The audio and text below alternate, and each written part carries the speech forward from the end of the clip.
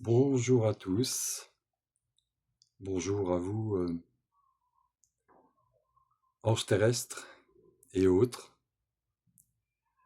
Nous sommes le jeudi 5 mars 2026 et je vais vous parler de différentes choses. En l'occurrence, nous sommes dans le cinquième et dernier jour, dans les derniers degrés de la régence de l'ange Rochelle, l'ange 69, Rochelle ou Rehaël.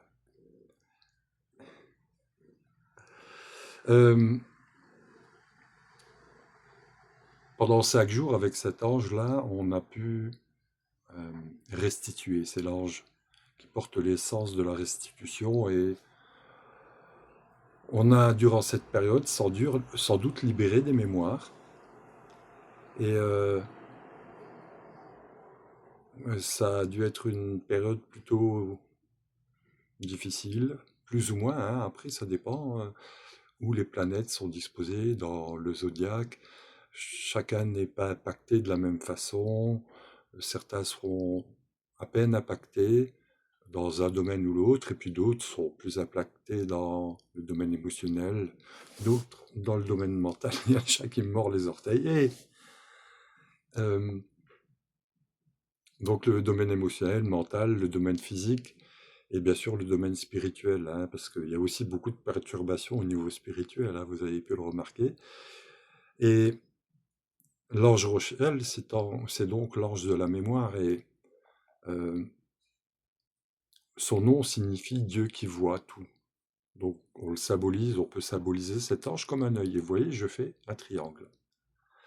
Et cet ange-là, cet œil qui veille sur nous, il est symbolisé dans l'arbre de la Kabbale par Keter, Chochma, Bina, c'est-à-dire Neptune, Uranus et Saturne.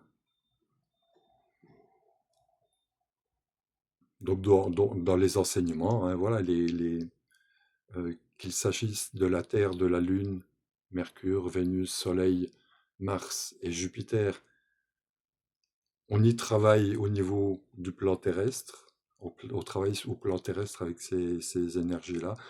Dans un plan beaucoup plus spirituel, on va travailler avec les 3 planètes du haut de l'arbre. Et donc avec cet ange, on peut aller voir à l'intérieur de soi tout ce qu'on peut transformer.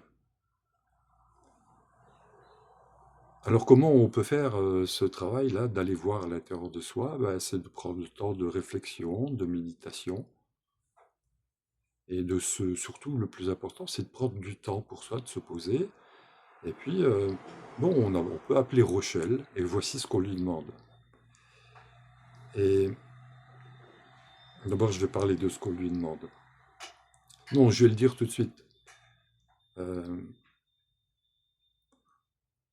on va aller vers de plus en plus de brouillage. On sait déjà plus aujourd'hui qui est mâle et femelle. Qu'est-ce qui est au niveau des images, qu'est-ce qui est vrai, qu'est-ce qui est faux, au niveau des informations qu'on entend, qu'est-ce qui est vrai, qu'est-ce qui est faux. En fait, c'est un bordel sans nom.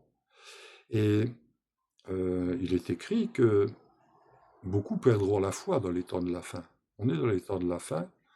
Quand on nous parle d'ancrage, ben, ancrez-vous dans la foi parce que il va y avoir des turbulences. Parce que je vais vous parler de 2 anges après. Les anges qui correspondent à la période dans laquelle on est. Et en l'occurrence, Rochelle nous permet, dans cette expérience présente-là, ben voilà ce qu'il nous permet, voilà ce qu'on peut lui demander quand on sait ce qu'on a à demander, on comprend ce qu'on a besoin de savoir. Rochelle, Seigneur, tu vois tout dans la sublime mémoire des vies passées. Non, avant ça, je voulais revenir sur cette histoire de tout est mélangé, hein, on ne sait plus ce qui est mâle et femelle, et on brouille les pistes au niveau des anges. On sème la confusion de manière à détourner ceux qui ont confiance aux anges euh, et les faire douter.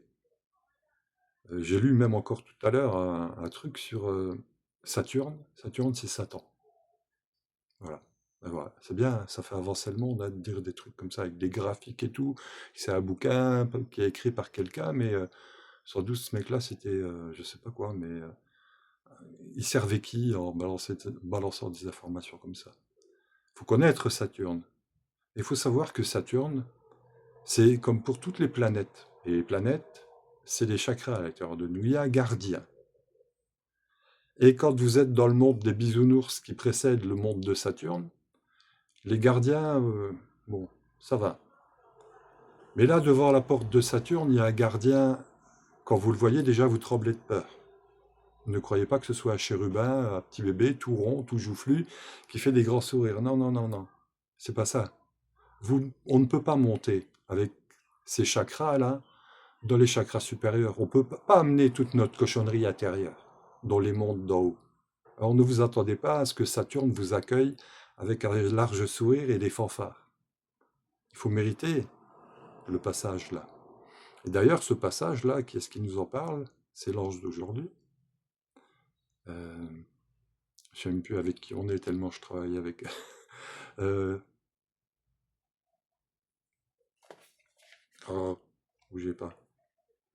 Avec Némamia, 57. 57. Némamia, il nous parle du gardien de la porte. Lui, il nous attend depuis toujours. Et souvent, on n'ose pas y aller, et puis il nous dit, mais moi, je suis là juste pour ça. Et frappe, entre, et puis tu verras. Et si on frappe et on entre, et on est... Si on a beaucoup de charges négatives, on va se prendre un sacré coup de jus. Et si on a voilà, des énergies positives, bah, Neptune, c'est tout noir, ça paraît négatif. Donc il faut rentrer avec beaucoup de positif dans Saturne. Sinon, on prend des coups de jus.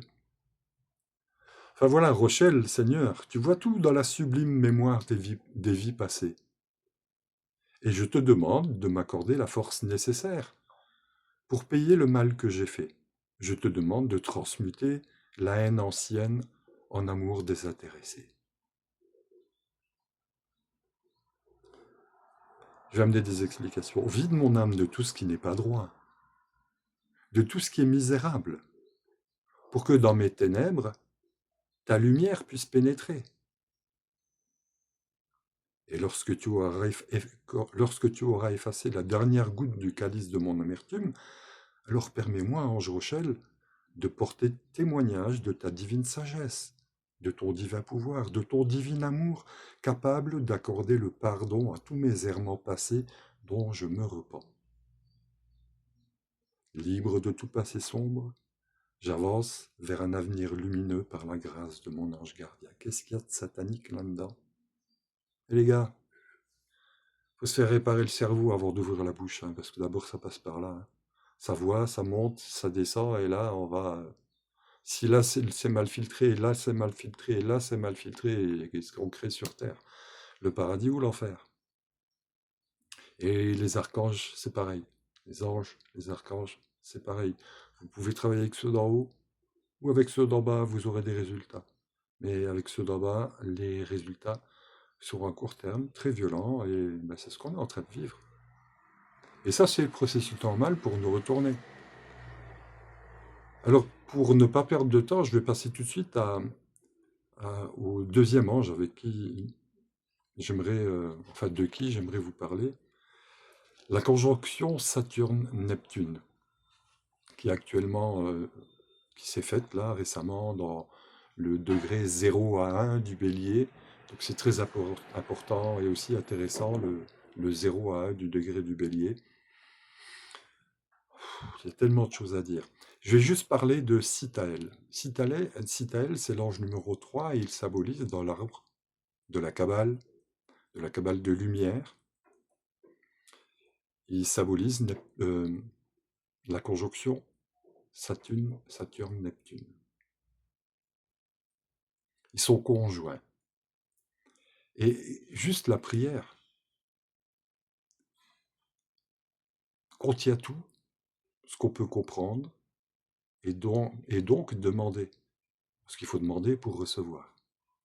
Donc on peut appeler Sitaël, c'est un ange euh, d'expansion, il fait fructifier les choses. D'accord? Donc qu'est-ce qu'on voit actuellement? Saturne, Neptune, il a un pouvoir d'expansion. Mais le Saturne d'en bas aussi. Et il expanse, il augmente. Les guerres, vous avez vu, dès que, un petit peu avant que euh, Saturne rejoigne Neptune en bélier, ben, ça commençait déjà à s'expandre, à s'expanser.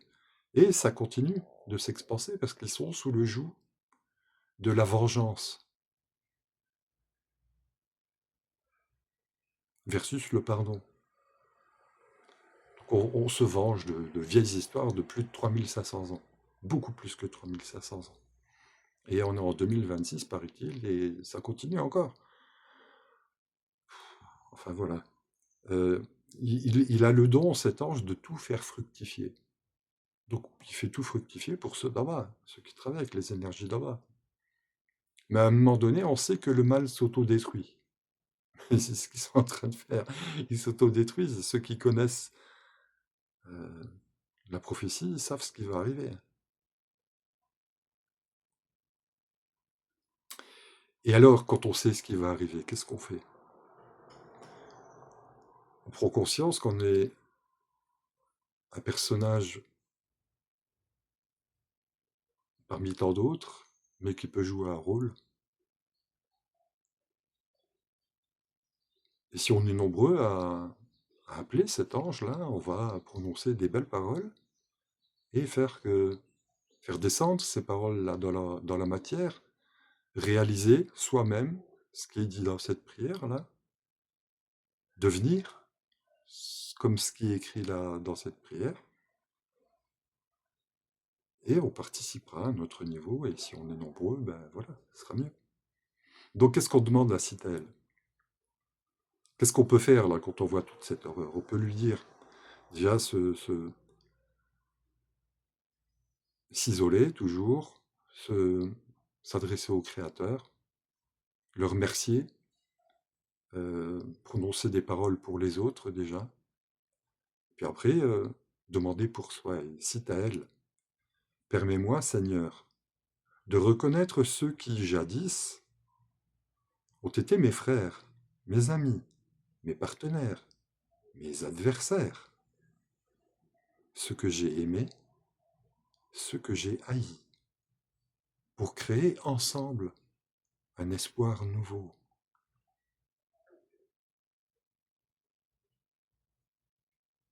Place-moi, cite-t-elle, au cœur du conflit, dans l'œil du cyclone, pas en bordure, pas dans le cyclone, dans l'œil du cyclone où tout est calme. Parce que, qu'est-ce qui se passe là? Pour que ton amour, qui coule dans mon imagination, soit l'heureux dissolvant qui dissipe les vents violents, les tempêtes, les ouragans et les affrontements à l'intérieur de moi. Car je suis un microcosme du macrocosme. Ce que je fais pour moi, je le fais pour tous. Enfin, c'est ma façon de voir les choses. Citaël, fais de moi un homme fidèle. Fidélité envers ceux d'en haut, fidélité envers ceux d'en bas. Fais que je sois l'homme du juste équilibre dans les positions qui s'affrontent. Ne me laisse pas tomber dans la tentation d'être à côté des uns ou à côté des autres. En tout lieu et à tout instant, fais de moi, Seigneur, Citaël, un être porteur d'espoir.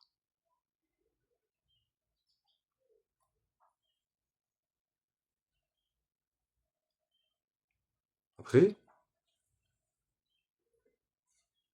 quand on connaît le cycle des anges, alors ça c'est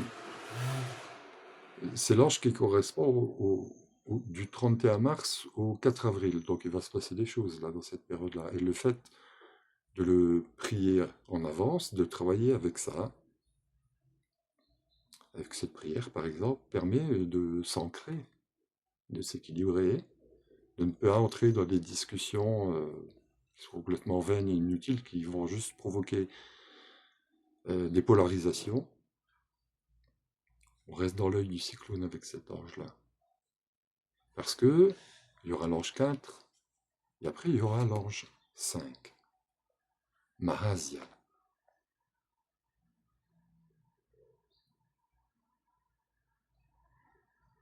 Et vous voyez, cet ange, il accorde l'équilibre, l'apaisement, malgré un fort désir de commander, d'avoir raison à tout prix.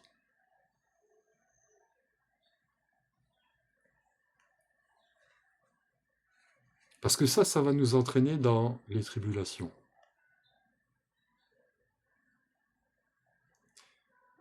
Comment je sais ça? Voilà la prière de l'ange Mahasya.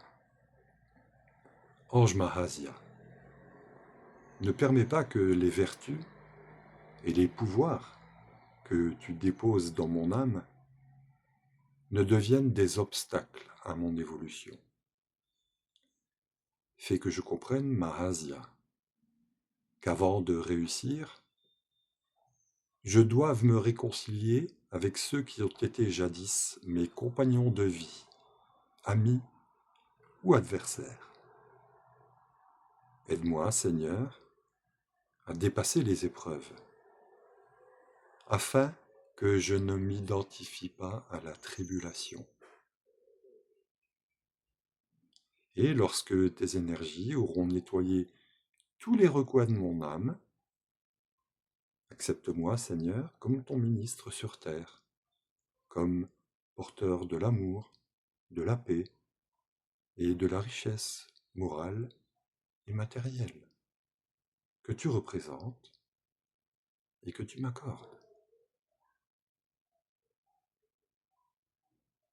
Dans ce nom Mahasya, il y a le nom Mashiach.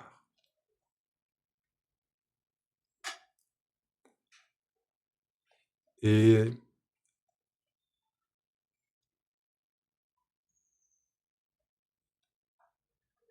je vous l'ai déjà dit, hein, les Hébreux, je ne sais pas comment on dit, les Juifs, attendent sa venue, les chrétiens attendent son retour, les, les islamistes attendent son retour, les bouddhistes attendent son retour.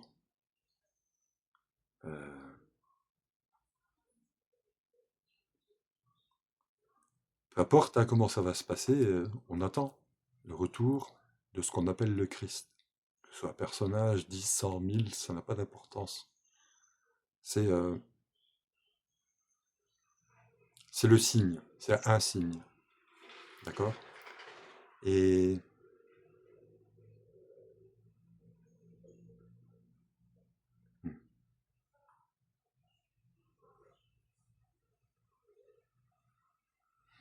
un jour, sur ces 4 piliers se posera le toit. Et le toit, ce sera la science. Quand la science, la religion, l'art, voilà, quand ces 5 éléments-là seront réunis, l'humanité va grandir. Elle sera en sécurité dans sa maison. Voilà, j'espère que c'était assez compréhensible. J'ai essayé jour après jour de faire cette vidéo. J'espère qu'elle sera suffisamment riche, vous apportera la paix. Et rappelez-vous surtout, alors, une chose que je dois vous rappeler, que le petit être m'avait dit, qui est si importante, il est important de rester stable dans les émotions. Rappelez-vous de ça. Il est important de rester stable dans les émotions. C'est Sita, elle a équilibre entre le haut et le bas, et ni à droite ni à gauche. Et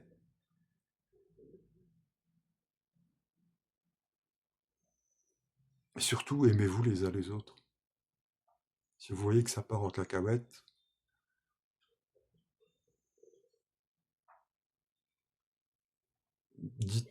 arrêtez toute la discussion et dites à l'autre que vous l'aimez.